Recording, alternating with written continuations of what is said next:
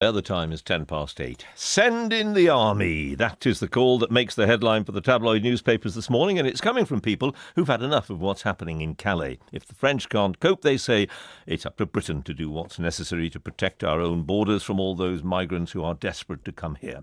Our reporter Zoe Conway has been with some of them, a group of migrants, including a young man from Homs in Syria called Karim, near the Eurotunnel freight terminal. We're just walking into the woods where some migrants have got a campfire that they're sat around. What's your name? Karim. Where are you from? Syria. Syria. Tell me, are you planning to try and go to England tonight? Yes, every night we try to get to England. It's all about luck. Some people not even slept here, been just one day and got through. And will you try and jump on a train? Of course, what I'm here for. What's your name? Fatima. Fatima. Fatima, where are you from in Syria? Aleppo. Aleppo. You're pregnant. How many months pregnant are you? 5. Well, I'm now following Karim across the field. He's taking me to the fence to show me where he thinks he might be able to cross tonight. We go to this jungle, you see this little jungle here, between the water, the little river. We hide in there and the spot is in front of it. We got through there. What you're planning to do is dangerous. In Syria, it's thousands more than here. You know what I mean? It's worse and worse. Like you sleep, you don't know when your house is going to blow up on you. This is nothing. Well, we're just going down a ditch through some long grasses, walking along the perimeter fence.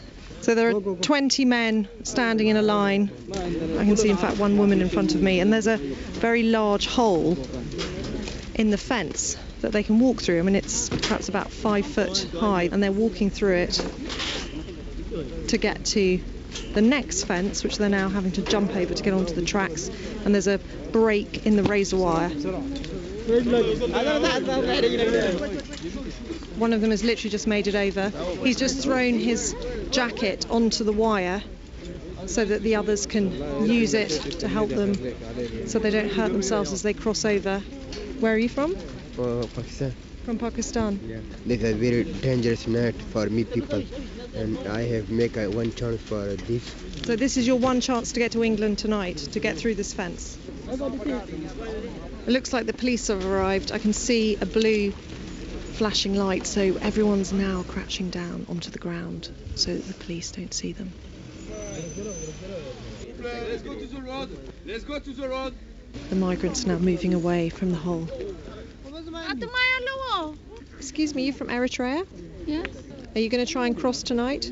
Yeah. How many times have you tried? Every night. And how old are you? Sorry to be rude, but how old are you?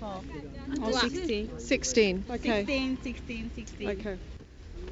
And the police disappeared just a couple of minutes ago.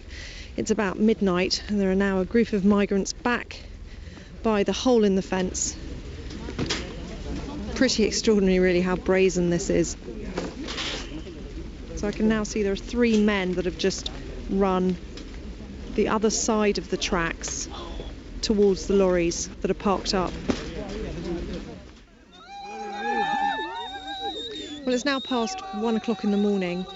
The police are trying to move people away from the fence, but as you can hear, they don't want to go. There's real frustration here. The word is that about 70 migrants managed to get over the fence, this stretch of fence anyway. One of the people that didn't make it across, though, is Karim. So, Karim, the train's going past and you're not on it? Yes, I know, because I'm not lucky. When I get lucky, I'll be on it. Tonight's not your night? Yeah, you still don't know that. Maybe later. So you might still try? Yes, every day, every night. We still try. You can see the police closing the hole, but there will be 100 holes again.